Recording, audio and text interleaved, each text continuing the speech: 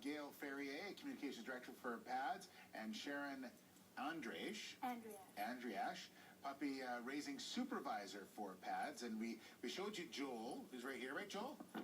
Joel, you coming over? You're going to stay right where you are. And who's this in front of us? This is Laird. Laird, hi, Laird. How are you? Yeah, you're pretty excited. Puppies want to play. I know that. So I'll give you this. Oh, you got a treat. There we go. There you go. Want a treat? Can you do something for the treat? Don't fall in the middle. Can you shake? Can you shake yet? Can you shake? Good boy. There you go. You can sit. Can you sit? Yes. Sit. So tell us about PADS and the work that you guys do.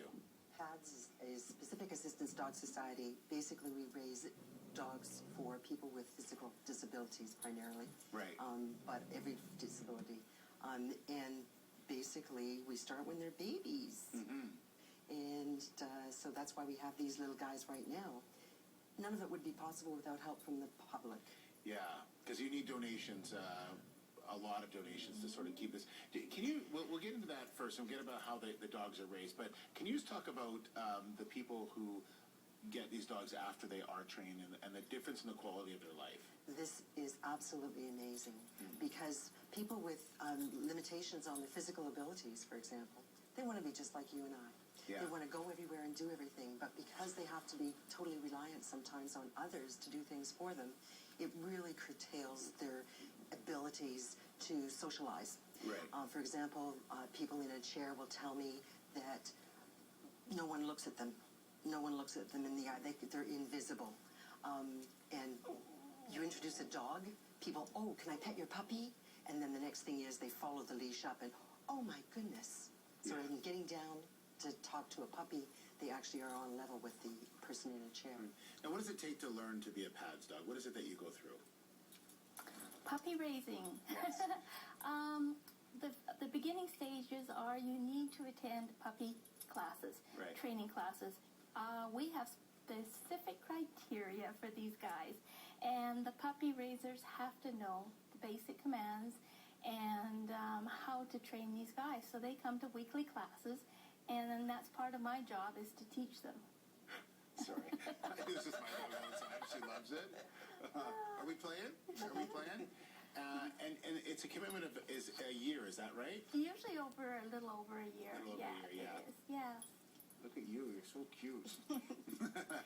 And so now, we mentioned, obviously, puppy raisers are important, but there's also other costs associated. We even said these jackets. I mean, there's things like that you sort of need to raise funds for. Absolutely. The jackets give a dog access to every public place where a client might ultimately be. So when we're raising the puppies, they also have access. So they can come on, for example, Global could have their own puppy raiser here. Right. Well, we used some Sarah Daniels. That's right. He knows I have food, that's why. Can you sit down? No. Can you sit? Sit. Totally Sit. distracting are the little puppies. No. Sit. Right? Sit. But you'll notice how well-behaved Laird is. Yes, Laird is very well behaved. Now, Laird is how old? Laird is almost 3. Well, just turned 3, actually. Okay. Laird is actually a brother of Caber. Okay. Caber is the trauma dog at police department in Delta. Okay. Delta Police Department trauma Right. dog. So he's of that litter. Yeah. And he is going through advanced training and helping with the new process. Now, explain to us after the year and a half is up, what the dogs go through afterwards to be trained for specific things. Like you mentioned that for people in a chair and things like that. We showed some pictures which were interesting about what dogs will do, opening doors and things like that. How intensive is the training before they're actually placed with people? Pretty intensive. Yeah. Yeah, absolutely. We try to replicate whatever obstacles or challenges the client may have. The other thing is that we look at our waiting list, and this is another thing that we're trying to address by raising more dogs Yes. and ultimately graduating more dogs, is that we try to match them up with the person, and then they go into advanced training specifically to address what's the challenge. For example, one of our dogs, Jolie, right, is with Mary Jo Federley. Mary Jo was in a skiing accident a number of years ago. Okay. And she got Jolie a little more than, not just quite about a year ago now that she graduated. And she actually has the dog help her transfer from a chairlift in her home into a chair, Really? into Wow. her bed, onto a couch. This is very specialized training. Now we always see we see labs a lot. We were just talking. You have some chocolates. I have a chocolate lab, and we see white and black labs. What is it about the lab, do you think, that makes them such a good dog for this type of thing? I'll let Sharon take that. She's the dog expert. Yeah. Well, labs are fairly even-tempered, and they love food. And they are so food motivated that they will do the same thing over and over and over again just for a treat. And just for the love of wanting to please. That being said, they are very dependable for the service dog.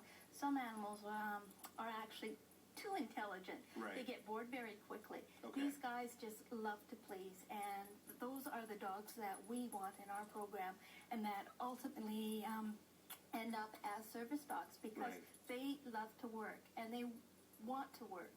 You never can train a dog to work and be happy unless they have it in them. Yeah. Well, it looks like I think Joel's well on his way because he's got lots of energy, that's for sure. Joel, we're going to come say goodbye one final time here. We're going to bring Joel up here. We're going to say goodbye. Well, thank you so much. Now, for people who want more information, best place to go is your website, Website, pads.ca. pads.ca. Thank you so much for being in here. We appreciate it. Oh, thanks, Steve. Oh, you're so cute. Pads.ca. Lucy's going to be a little upset, I think, I after bet. a while. You're going to go home smelling like puppies. She's going to be like, what have you been doing? Okay, say bye. Say bye last time. Say bye. Say bye-bye. Right here. Back in a couple of minutes. Stay with us.